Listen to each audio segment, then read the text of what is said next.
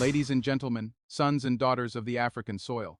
Today we bring you a story not about war, not about poverty, not about political upheaval, but about innovation, dignity, and sovereignty in its most powerful and quietest form. A small card, roughly 85 millimeters long, fits in your palm, slides neatly into a wallet. But this tiny piece of plastic may go down in history as one of the greatest symbols of economic revolution ever birthed on African soil. On this remarkable day, Burkina Faso, yes, the same landlocked nation once dismissed by analysts as low-income, fragile, or developing, has just unveiled its very first national credit card. And make no mistake, this is not just a card. It is a canon aimed at financial colonization, a declaration that says boldly and unapologetically, we will fund our own future. We will borrow, spend, and save on our own terms. This isn't a Western-imported Visa or MasterCard. No, this isn't a joint venture with European banks or Silicon Valley fintech companies. This is a homegrown, locally coded, sovereign-backed credit system built by developers, for people, and regulated by law. It is, without exaggeration, a game-changer not just for Burkina Faso, but for every African watching and wondering if true financial independence is possible. Now pause for a moment. Imagine a young woman in a rural village, once ignored by global banking systems, now able to access credit to buy seeds, grow food, and expand her trade. Imagine a student in Ouagadougou using this card to order learning materials online, without needing a foreign bank account. Imagine small traders in Bobo Dioulasso conducting business digitally, securely, and locally, without 1 franc leaking out of the system to pay a foreign middleman. This is not fiction. This is happening right now, and it is changing everything. For far too long, Africa has danced to the tune of financial systems it did not build and cannot control. Credit, issued by foreign-owned banks, payment systems, managed by corporations headquartered 6,000 kilometers away, financial data, harvested, stored, and sold to foreign powers.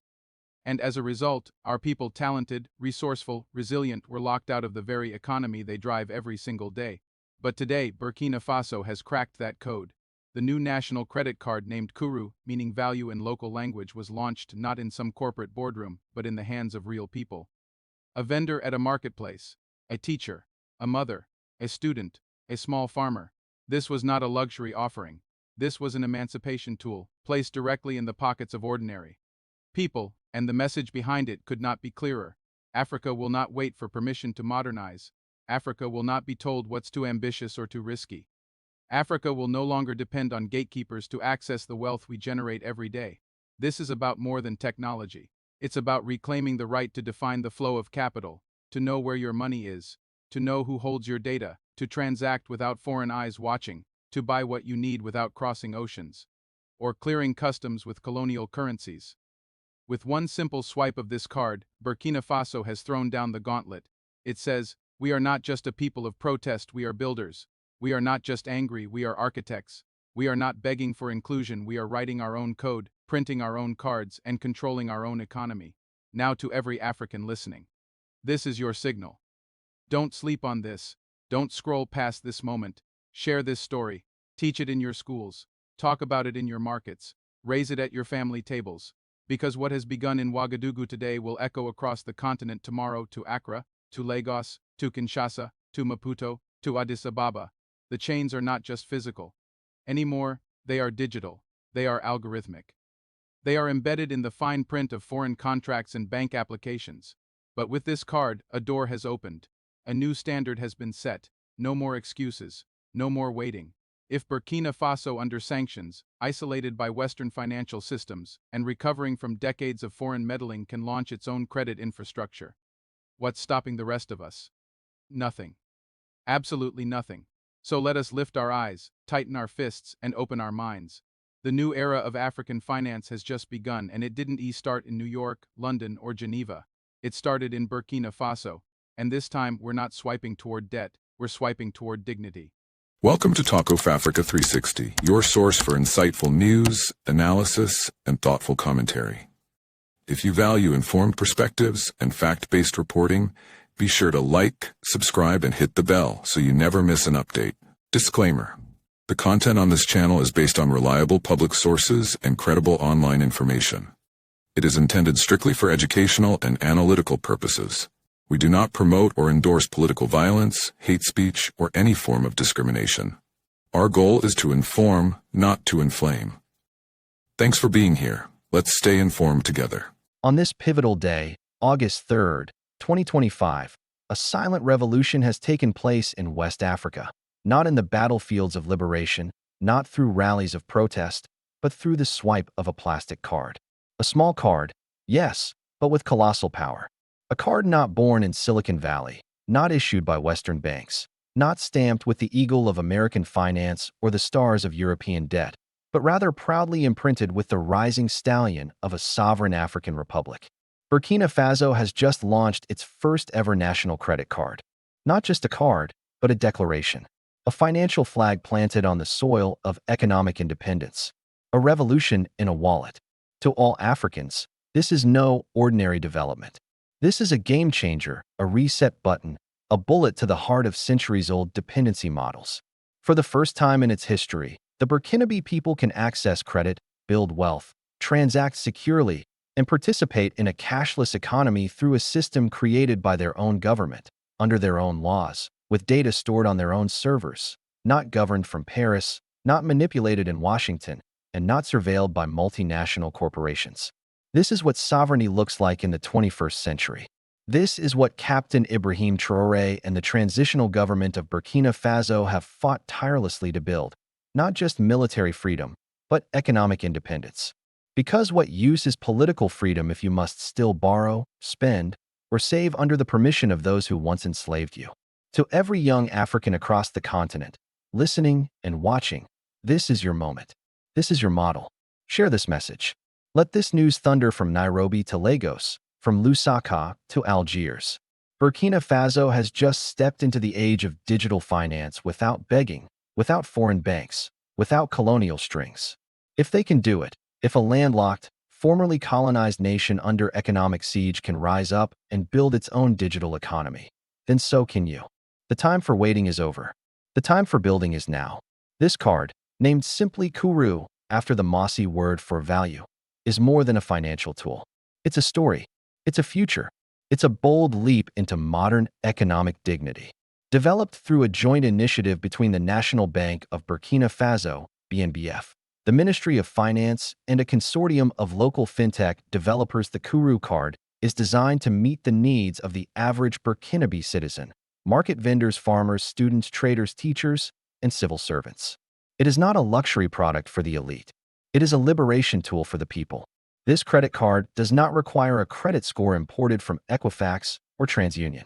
Instead, it uses a locally developed risk assessment algorithm that evaluates borrowers based on community trust metrics, mobile transaction history, savings behavior, and cooperative society participation. In other words, it rewards collective responsibility, not imported metrics of individualism. It reflects African values. It speaks the language of our reality. For decades, access to capital in Burkina Faso has been tightly controlled. Less than 11% of Burkinabe adults have ever held a traditional bank account. Microfinance institutions, while helpful, have often operated under the thumb of foreign donors, limited in scope, burdened by red tape. And when international credit systems finally entered the scene, they came with exploitative interest rates, rigid collateral demands, and intrusive data mining. The result? A population left behind, excluded from the global digital economy. But no more. The launch of Kuru changes that overnight. Now, the same woman who sells tomatoes in the Bobo de Lasso market can order inventory on credit, pay suppliers with a tap, and track her income through a mobile app. The farmer in Kaya who once waited months for payment can receive transactions instantly. The student in Ouagadougou who once depended on cash remittances can buy textbooks online. This is transformation, not just in convenience, but in control. More importantly, the infrastructure that supports Kuru is fully indigenous. Built by Burkinabe developers, secured on Burkinabe data servers, regulated under Burkinabe law. The transaction data does not travel to New York or Paris. It stays in Ouagadougou, protected from surveillance capitalism and used solely to strengthen national systems. This is not just about credit. This is about digital sovereignty. The Kuru system is built on a decentralized architecture that leverages blockchain-based security protocols, not cryptocurrency, but programmable ledger systems that ensure transparency, eliminate fraud, and remove the need for Western validation. At every level, from point of sale to cross-border trade, the system is designed to be Pan-African first. It integrates seamlessly with mobile money services in Mali, Niger, and Guinea, paving the way for regional adoption. Already, the Alliance for Pan-African Fintech Sovereignty, formed just 6 months ago, is in talks to replicate the Kuru model in at least 8 African countries. And yes, they are being advised not by the World Bank, but by engineers from Burkina Faso. The rollout of the card was symbolic. It took place in a bustling marketplace, not in a corporate boardroom. Captain Traoré himself made the first transaction, buying shea butter from a local woman vendor and tapping his card against her phone. No cash, no bank teller, no foreign exchange. Just Burkinabé to Burkinabé. Clean, fast, proud. Since then, over 1.2 million cards have been distributed in the first 2 months. Queues are forming in every major city and rural outpost. The enthusiasm is not just economic, it is patriotic. It is spiritual. For the first time, people feel they own their own future. And the economic implications are immense. With the card system comes a rapid formalization of the informal sector. Taxes can now be collected fairly, transparently, without harassment. SMEs can be registered instantly. Government subsidies can be delivered digitally, without middlemen or corruption. The entire economy begins to breathe, to evolve, to trust. In tandem with the Kuru card, the government has launched a digital financial literacy corps. Youth volunteers trained in digital finance, traveling to remote areas to teach their elders how to use mobile apps, manage spending, and avoid debt traps. The narrative is clear. This card is not just for the city elite. It belongs in every hut, every compound, every household. The international reaction has been predictably nervous. Western banks have called emergency meetings to assess regional impacts. Credit rating agencies are scrambling to understand how a system can function without their blessing. Payment giants like Visa and MasterCard are attempting to intervene, offering partnerships. But Burkina Faso is not biting. This is not a gimmick. This is a strategy. For centuries, Africa's greatest wealth has been extracted. Now, for the first time, we are creating tools that allow wealth to circulate, to multiply, to empower from within. The credit card revolution is not about mimicking the West. It is about transcending it. It is about building an economic model rooted in justice, inclusion, and sovereignty. But let us be clear, there are challenges ahead. The success of this project will depend on infrastructure. Power supply must be stabilized. Internet access must be expanded. Cybersecurity must be constantly upgraded. Local tech talent must be retained. Financial literacy must be widespread. And there will be attacks, digital, economic, political, from those who see this as a threat to their hegemony. But the foundation is solid. The momentum is irreversible. And the dream is now tangible. We must protect it. We must scale it. And we must never again allow foreign interests to dictate how African people borrow, buy, save, or grow. To every African leader still dependent on foreign payment systems, Burkina Faso has given you a blueprint. To every fintech entrepreneur afraid of state rejection, Burkina Faso has proven the state can be your ally. To every citizen who thought sovereignty was just about flags and borders, Burkina Faso has shown that true sovereignty lies in the pocket of every citizen who controls their own currency. To the African diaspora, now is the time to return. Not just physically, but intellectually, financially, technologically. The continent is finally building systems worth integrating with. Come, not as saviors, but as partners, as sons and daughters. To the African Union, if you are serious about integration, the Kuru model must become continental. Not as a monopoly, but as a network, a shared standard rooted in our values, not imported blueprints. To our youth, this is your generation's industrial revolution. But it is digital. It is decentralized. It is democratic. You are not just users of this system. You are its builders, its protectors, its inheritors. And to Captain Ibrahim Traoré, thank you. Thank you for believing that finance is not just about numbers, but about freedom. Thank you for refusing to wait for permission. Thank you for trusting your people to be more than recipients of charity, but architects of their own prosperity. As we move forward, let the world know, Africa is no longer just waking up. It is building. It is coding. It is transacting. It is inventing financial instruments that empower the powerless and disarm the manipulators. The age of foreign cards controlling African spending is over. The era of African-made, African-owned, African-governed financial systems has begun. Let us carry this moment forward. Let every transaction be a statement. Let every swipe be a strike against colonialism. Let every balance be a seed of wealth rooted in our soil. Direct hit final call to action. If this message stirs you, don't sit quietly. Spread the word. Teach someone how to use the card. Start a cooperative. Code a new financial app. Demand local financial sovereignty.